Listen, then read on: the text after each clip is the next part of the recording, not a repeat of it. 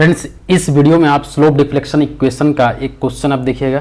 एक या दो क्वेश्चन कराएंगे और ये जो क्वेश्चन है वो बीपीएससी 2012 में 10 मार्क्स का क्वेश्चन पूछा हुआ है। अगर आप ये क्वेश्चन करते हो तो आपका बहुत सारा कॉन्सेप्ट क्लियर होगा और स्लोप डिफ्लेक्शन इक्वेशन का कोई भी प्रॉब्लम आएगा तो आप कर सकते हैं, ठीक है। और इससे क्वेश्चन आता ही आता है, जैसा कि आपको पता है कि जेपीएससी मेंस का भी एग्ज़ाम होने वाला है, तो उसके लिए आप इस चैनल को सब्सक्राइब कर लीजिए। इसमें बहुत सारा वीडियो, जैसे जनरल स्टडीज़ अगर आपका वीक है तो आप डेली बेसिस पे जनरल स्टडी अगर देखते हो तो आपका बहुत सारा क्वेश्चन क्लियर होगा और आप एग्ज़ाम में अच्छा स्कोर कर सकते हैं, ठीक है। तो अगर आपने इस वीडियो का इस टॉपिक का अगर फर्स्ट पार्ट नहीं देखा हुआ है तो वहाँ से देखिए, वहाँ पे स्लोप डिफ्लेक्शन इक्वेशन का सारा कॉन्सेप्ट बताए हुए हैं और ये न्यूमेरिकल है, ठीक है। तो आइए स्टार्ट करते हैं। Analyse the frame shown in figure and draw the bending moment and shear force diagram, ठीक है। तो ये क्वेश्चन दिया हुआ है, इसमें bending moment shear force diagram draw करना है और फ्रेम को एनालाइज करना है स्लोप डिफ्लेक्शन मेथड से।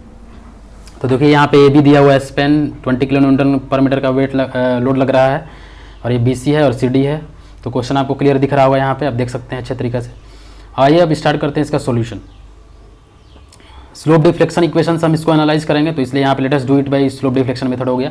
अब यहाँ पे अननोन क्या क्या है, सबसे पहले आप अननोन फाइंड करेंगे। हम प्रोसीजर में ही बताए थे कि स्लोप डिफ्लेक्शन इक्वेशन अगर आप मतलब मेथड से अगर कोई भी स्ट्रक्चर एनालाइज कर रहे हैं तो सबसे पहले अननोन फाइंड करिए। तो अननोन में हमको क्या है, यहाँ पे थीटा बी है और थीटा सी है, थीटा ए और थीटा डी जीरो हो जाएगा। हम पहले ही बता दिए थे कि फिक्स सपोर्ट पे जो स्लोप होगा वो जीरो हो जाएगा। तो ये भी फिक्स है और ये भी फिक्स है, तो दोनों जीरो हो जाएगा, ठीक है।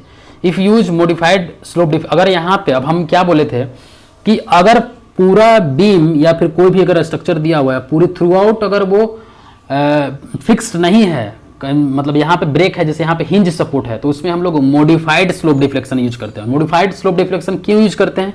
क्योंकि यहाँ पे हम एक इक्वेशन में थीटा सी को एलिमिनेट कर देते हैं, सिर्फ उसमें थीटा बी ही आएगा, तो वहां से हम थीटा बी फाइंड करके तब थीटा सी निकाल लेंगे। तो इसीलिए हम लोग क्या करते हैं, modified slope deflection equation use करते हैं।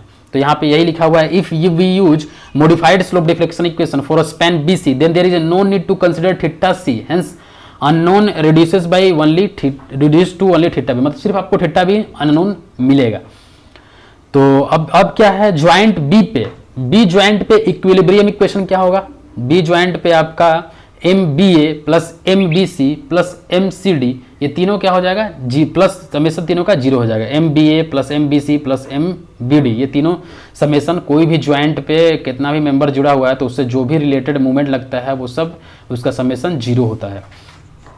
तो एड ज्वाइंट भी ये जीरो हो गया। ये एक इक्वेशन आपको मिल गया, अब इसका यूज करेंगे आगे चल के।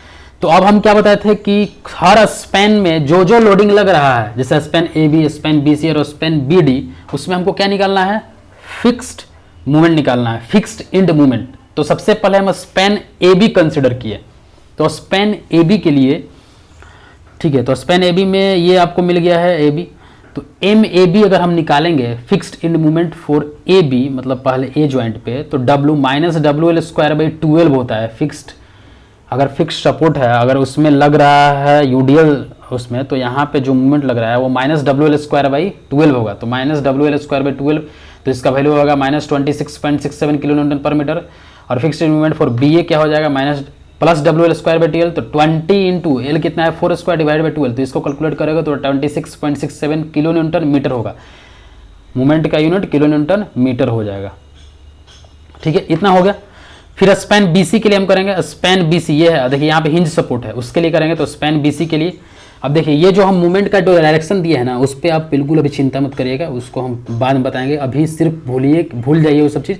अभी सिर्फ M fix end movement A B और M fix movement fix end movement B A, ये निकाल लिए दोनों का। एक होता है यहाँ पे जो यूज होता है वो minus W L square by 12 होता है और ये plus W L square by 12 होता है, ठीक है। अगर हम बता ही रहे हैं यहाँ पे, तो एक चीज़ आप जान लीजिए कि स्लोप डिफ्लेक्शन इक्वेशन में हम लोग क्लॉकवाइज मूवमेंट को हमेशा पॉजिटिव लेते हैं और एंटी क्लॉकवाइज को निगेटिव लेते हैं। तो देखिए एम बी ए क्या है, पॉजिटिव है तो ये क्लॉकवाइज होगा, एम ए बी निगेटिव है तो ये एंटी क्लॉकवाइज होगा।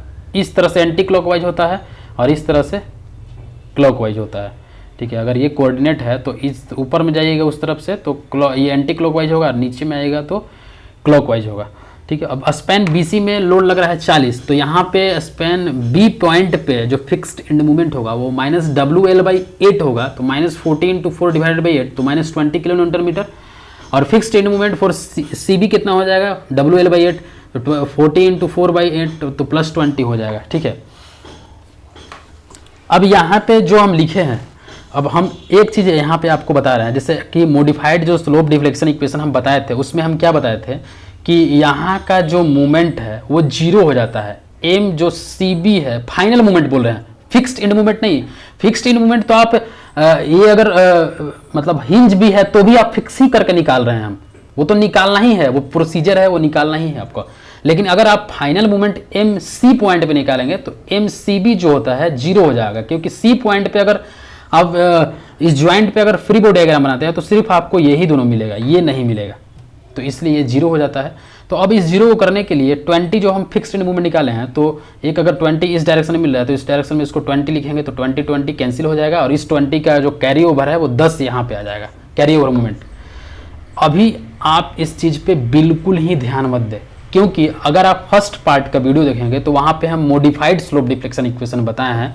मॉडिफाइड स्लोप डिफ्लेक्शन इक्वेशन में ऑलरेडी फार्मूला में ही है, ये सब करने का जरूरत नहीं पड़ेगा आपको, सिर्फ फार्मूला से ही हो जाएगा।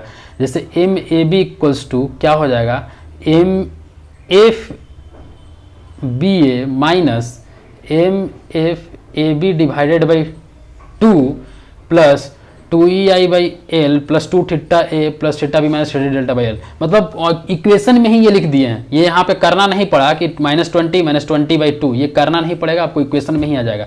तो आप सिर्फ इतना निकालिए। अब इसको अगर आप नहीं समझ पा रहे हैं तो सिर्फ इक्वेशन, डायरेक्ट इक्वेशन यूज करके आप बना सकते हैं।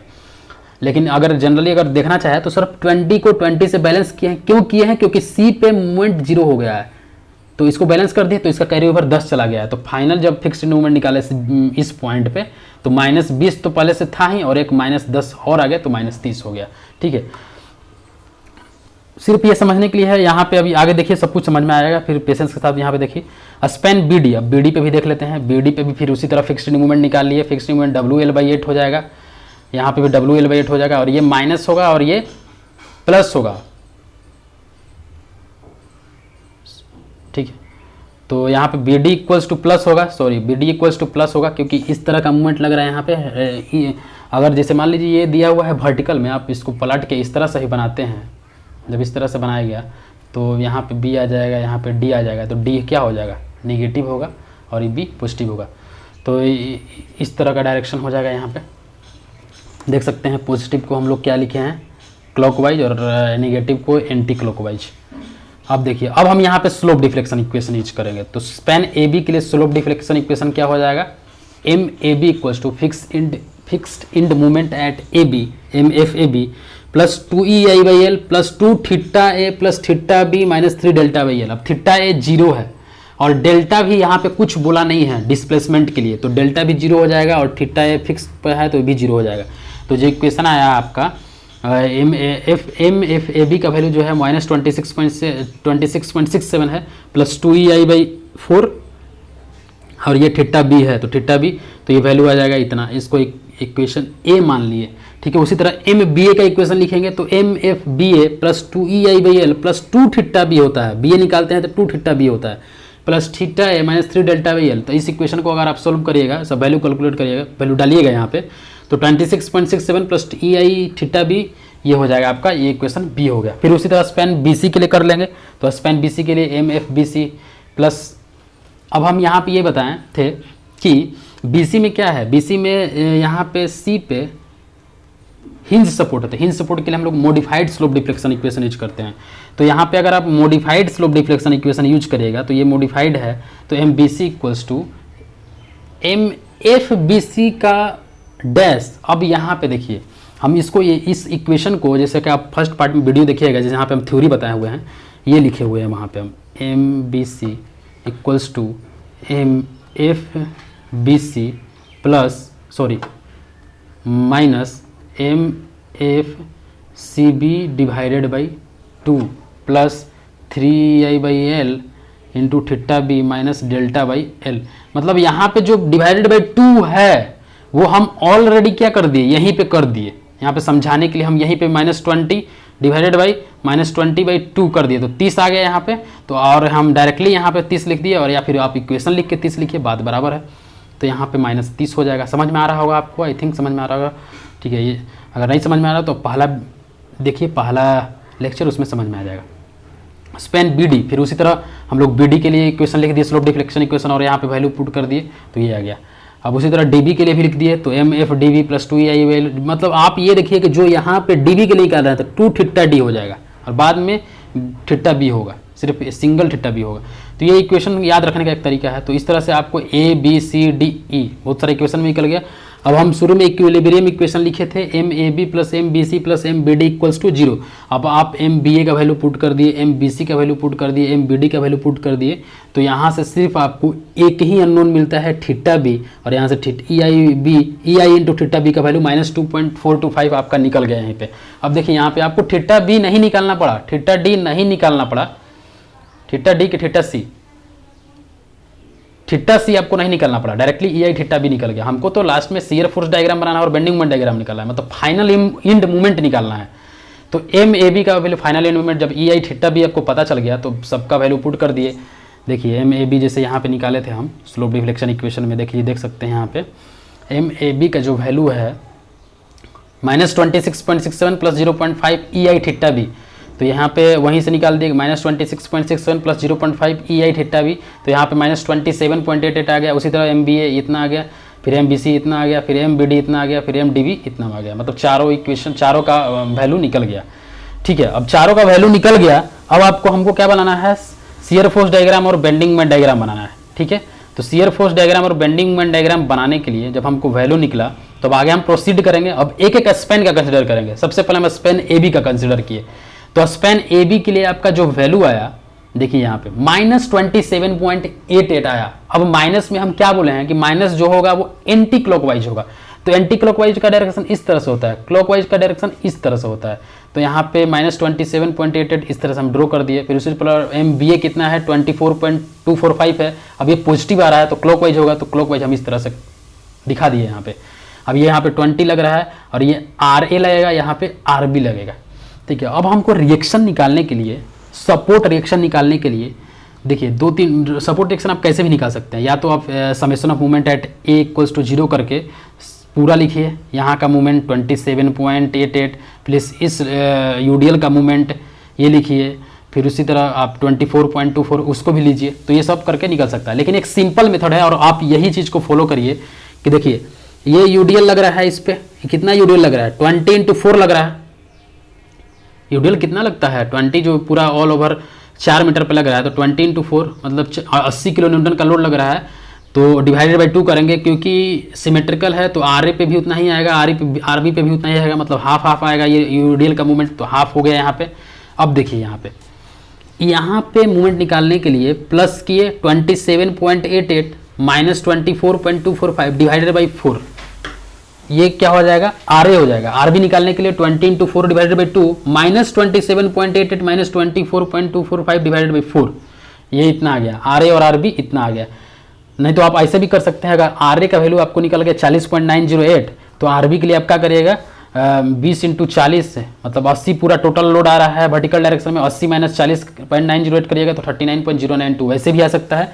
या फिर आप ये कैसे कर सकते हैं कि summation of movement at A equals to 0, तो यहाँ पे मूवमेंट ए पे 0 करिएगा तो सबसे पहले क्या लिखिएगा आप, मान लीजिए आप इसमें क्लॉकवाइज को, एंटी क्लॉकवाइज को ये इस तरह से लगा, एंटी क्लॉकवाइज को अगर आप पॉजिटिव लेते हैं तो 27.88 ए पॉइंट मूवमेंट निकाल रहे हैं। एक तो हम बता दें कि आर ए इस तरह से निकलेगा, लेकिन फिर से एक और मेथड है कि अगर summation of movement at A point पे अगर आप 0 करते हैं, summation of movement at A point पे 0 करेंगे तो क्या आएगा 27.88 माइनस, क्योंकि इसको हम पॉजिटिव लिए तो अब इधर जो 20 का यूडीएल का लोड लग रहा है उसको क्या करेंगे 27.88 -20 × 4 × 2 हो जाएगा। अब इसका भी लेंगे, ठीक है, तो उसका क्या हो जाएगा, देखिए ये इस तरह से लग रहा है और ये इस तरह से लग रहा है, मतलब ये भी इसी के डायरेक्शन में होगा, तो -24.25 होगा। इसके बाद क्या होगा, इसके बाद ये होगा आर बी,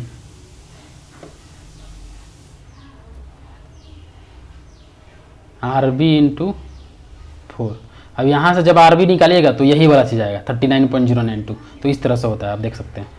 अब क्या करेंगे, आपका आर ए और आर बी निकल गया। अब हमको शियर फोर्स डायग्राम बनाना है, तो बेंडिंग मोमेंट कहाँ पे मैक्सिमम होगा, बेंडिंग मोमेंट डायग्राम ही बनाना है। तो बेंडिंग मोमेंट कहाँ पे मैक्सिमम होगा, तो जहाँ पे शियर फोर्स 0 होता है वहाँ पे बेंडिंग मोमेंट मैक्सिमम होता है। तो हम एज्यूम कर लिए कि एक्स एक्स सेक्शन पे शियर फोर्स 0 है, एक्स एक्स सेक्शन पे शियर फोर्स 0 है, तो एट एक्स डिस्टेंस पे तो वो हम एक्स का वैल्यू निकालेंगे।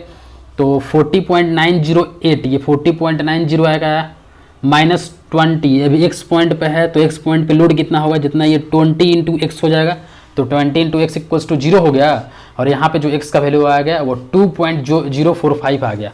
अब जब हमको 2.045 आ गया तो यहाँ पे मैक्सिमम मूवमेंट कैसे निकालेंगे, ये समझ में आना चाहिए कि शियर फोर्स में हम सिर्फ लोड का कैलकुलेशन करते हैं, मूवमेंट नहीं लेते हैं। तो लोड यहाँ पे तो मेरा क्या लग रहा है, तो 40.908 ही लग रहा है ना। अब हम इसको थोड़ी कंसिडर करेंगे, लोड ये है, ये भी है 20 किलो न्यूटन पर मीटर, ये भी एक तरह का यूडीएल लोड है, तो उसको भी हम कंसिडर करेंगे, लेकिन हम मूवमेंट को कंसिडर नहीं करेंगे।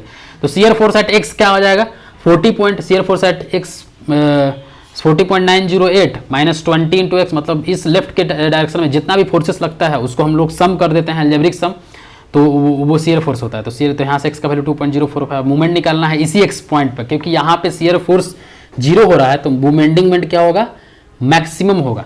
तो बेंडिंग मोमेंट मैक्सिमम होगा, तो बेंडिंग मोमेंट मैक्सिमम निकालने के लिए सबसे पहले हम माइनस 27.88, क्योंकि इस तरह से लग रहा है तो हम लोग हॉगिंग मोमेंट को हमेशा निगेटिव लेते हैं और सैगिंग मोमेंट को पॉजिटिव लेते हैं।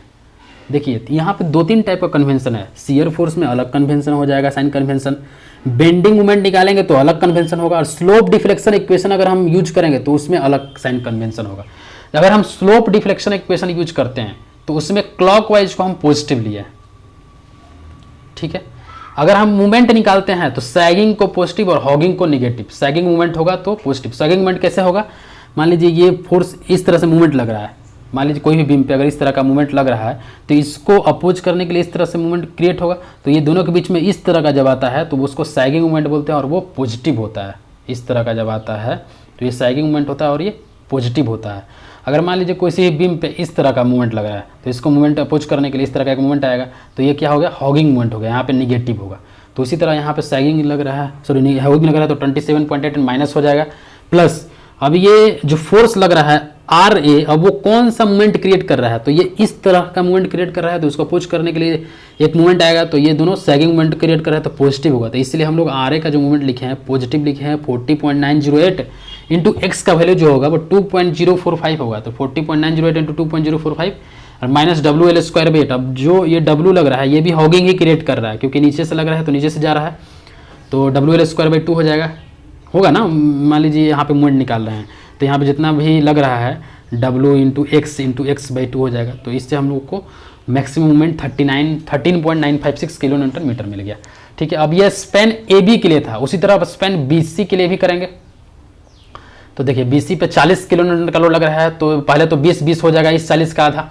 अब ये दोनों मूवमेंट के चलते जो रिएक्शन सिर्फ यहाँ पे 32 ही लगेगा, क्योंकि यहाँ पे तो फाइनल मूवमेंट 0 हो जाएगा, तो इसलिए यहाँ पे हम नहीं लिखे हैं, क्योंकि यहाँ पे सी पॉइंट पे हिंज सपोर्ट है और वहाँ पे मूवमेंट नहीं लगेगा, इसलिए यहाँ पे मूवमेंट नहीं लिखे हैं, सिर्फ यहाँ लिखे हैं 32।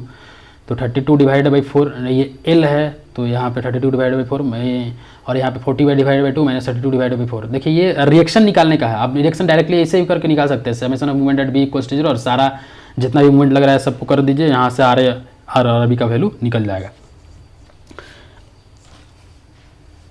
दोस्तों तो यहाँ पे हो गया। अब एक वर्टिकल वाला स्पैन बचा, तो वर्टिकल वाला स्पैन के लिए भी सिर्फ सेम उसी तरह जितना मूवमेंट लग रहा है 7.575 और 11.212। अब ये कहाँ से आया, ये निकला हुआ वैल्यू है, देखिए यहाँ पे 7.575 पॉजिटिव आया है और ये माइनस 11.212 ये नेगेटिव आया है। तो पॉजिटिव वाले को हम क्या लिखेंगे, पॉजिटिव वाले को क्लॉकवाइज, नेगेटिव वाले को एंटी क्लॉकवाइज, तो यहाँ पे कर दिए। फिर उसी तरह से रिएक्शन हम बताए थे कि जितना पहले यहाँ पे 20 किलो न्यूटन का लोड लग रहा है तो 20 divided by 2 minus 11.212 minus 7.575 divided by 4, जितना ये स्पैन है। फिर उसी तरह 20 divided by 2 plus 20.212 divide minus 7.575 divided by L. ये इस तरह से भी निकाल सकते हैं, हम बार बार बोल रहे हैं कि आप मूवमेंट जीरो करके भी निकाल सकते हैं, आप निकाल लीजिए, कोई दिक्कत नहीं है।